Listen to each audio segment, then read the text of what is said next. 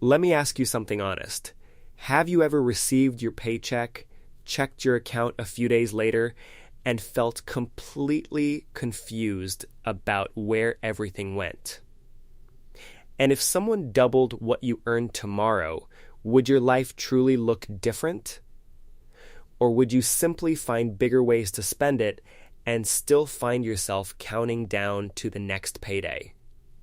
This is the story of a young man named Michael, a supermarket attendant who believed his small wages were the only thing standing between him and a better life. He was convinced that wealthy people were wealthy simply because they earned more. That belief held him prisoner until one unexpected moment cracked everything open and forced him to see money in a completely different light. Before we continue, take a moment to like this video and subscribe to the channel. Here we share real, meaningful stories about discipline, financial wisdom, and the kind of decisions that quietly reshape a person's entire future.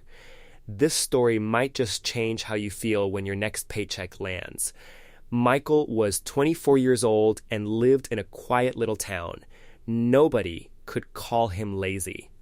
Every single morning, he rose early, pulled on his supermarket uniform, and walked nearly 40 minutes to work. His days were spent lifting heavy boxes, restocking shelves, assisting customers, and standing on hard floors from opening until closing. By the time he made it back home each evening, his feet throbbed, his back ached, and his shirt clung to him with sweat. Yet, despite every bit of that effort, his salary barely stretched far enough to cover his basic needs. He would sometimes joke with his coworkers during breaks, "We're not working for money anymore. We're just working to eat." Everyone laughed. But beneath those laughs was an uncomfortable truth nobody wanted to say out loud. Michael lived in a tiny single room. The ceiling leaked when heavy rain came. His mattress sat directly on the floor. A small fan rattled in the corner, but offered little relief. Some nights he skipped dinner entirely just to make sure he had enough coins for transport the following morning. Life was genuinely difficult, but there was one habit that made everything harder than it needed to be. Every month, the moment his salary arrived, something shifted inside him. He felt wealthy, even if only briefly. His friends would call almost immediately. "Michael, we're going out tonight. Come on, you only live once." And without hesitation, he went. They visited clubs, ordered rounds of drinks, ate food that cost more than they should have spent, and snapped photos that made their lives look far better than they actually were. Sometimes Michael bought new sneakers or a fresh outfit simply so nobody would look at him and see someone struggling. For a few hours, he felt seen. He felt like he mattered. But within a week, every bit of that feeling was gone. His wallet was flat. His account was empty. His kitchen had nothing in it. And so the counting began again, days until the next salary, weeks until he could breathe, another month wasted. One afternoon, walking home after a long shift, he passed a small restaurant. The smell of roasted food drifted into the street, and his stomach responded immediately. He reached into his pocket, barely enough for a loaf of bread. He stood on that pavement for a moment, watching strangers eat comfortably through the window, then quietly walked away. That night, staring at the ceiling in the dark, he asked himself a question that had no comfortable answer. I show up every single day. So why does nothing ever change? The following month repeated itself exactly. Salary, celebrations, spending, emptiness, waiting. Then one Saturday evening, everything shifted. Walking through his neighborhood after work, he heard shouting coming from just ahead. A landlord stood at the gate of a rental property, face tight with frustration. Beside him, a man stood with two small bags at his feet. Everything that family owned fit inside those two bags. The landlord's voice cut through the quiet street. "You work every day, so where is the rent? You can't pay? Then leave. Go build your own house." The man's wife was crying. Their young daughter gripped her mother's dress and stared at the ground. The tenant could only lower his head and murmur, "I'll pay next month." The landlord had already heard that too many times. You work, but you never plan. Leave.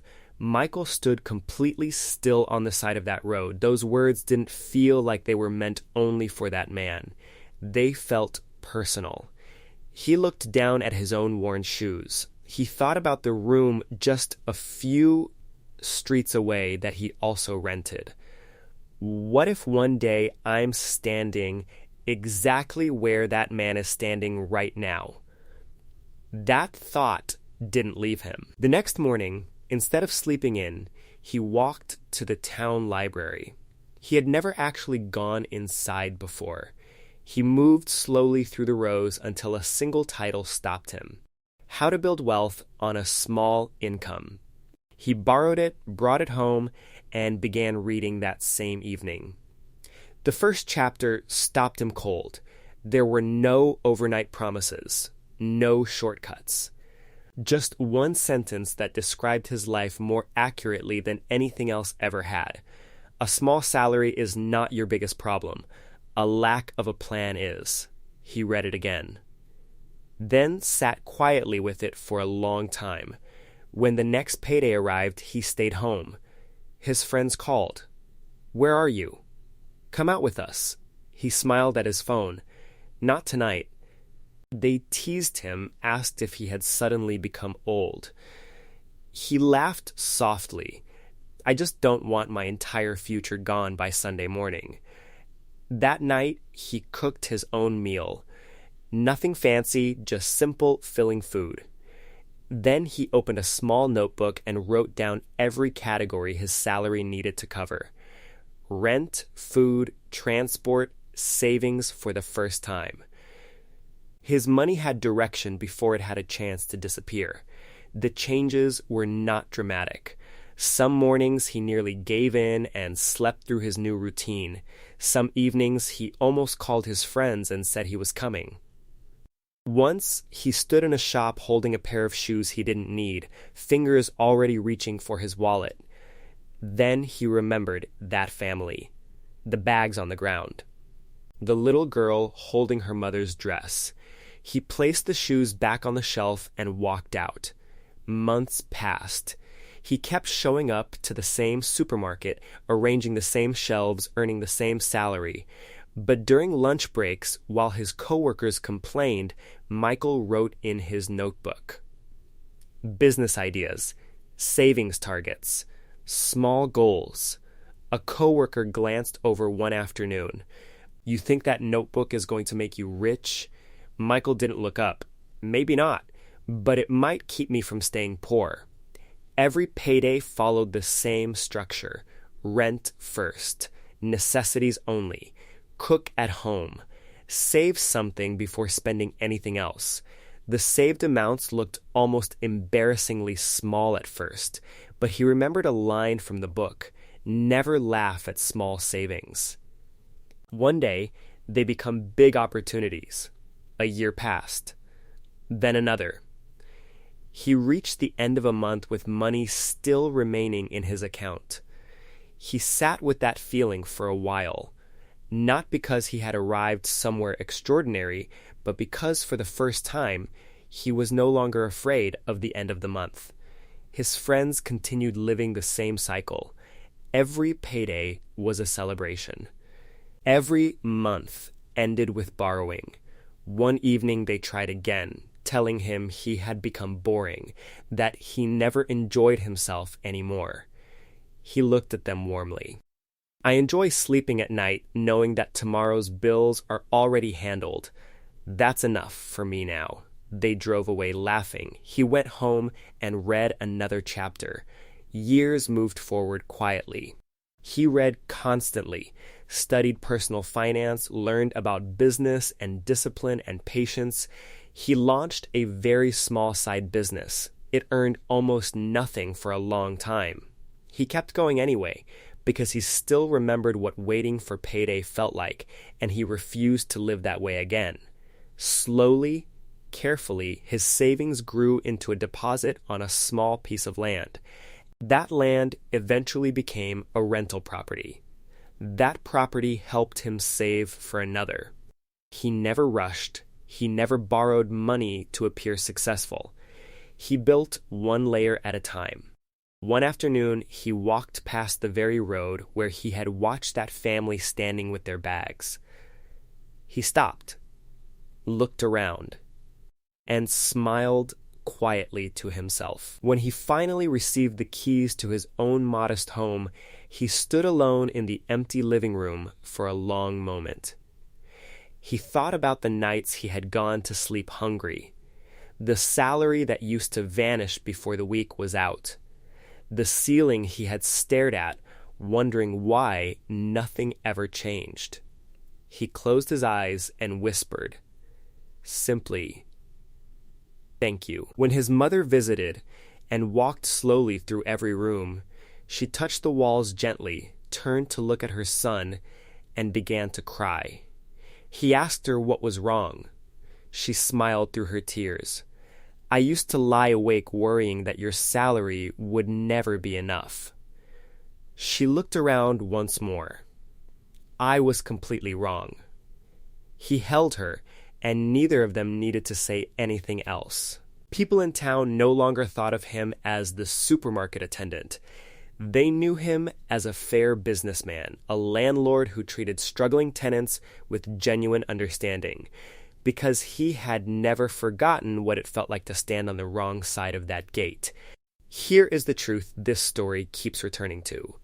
A small salary is rarely the real problem. The plan or the complete absence of one is what determines everything. Michael's income didn't change first. His habits did, and that made all the difference. Wealth is not built in a single payday. It is built in one quiet decision at a time, one saved amount at a time, one disciplined choice at a time. A paycheck can carry you through a month, but wisdom, developed slowly and practiced faithfully, can provide for an entire lifetime. So when your next salary arrives, ask yourself honestly, will it disappear again? Or will it become the first brick in something that actually lasts? Share your answer in the comments below. What is one habit you are choosing to change starting today? If this story meant something to you, please like this video, subscribe to the channel, and pass it along to someone who needs a little hope right now. Thank you sincerely for watching, and we will see you in the next story.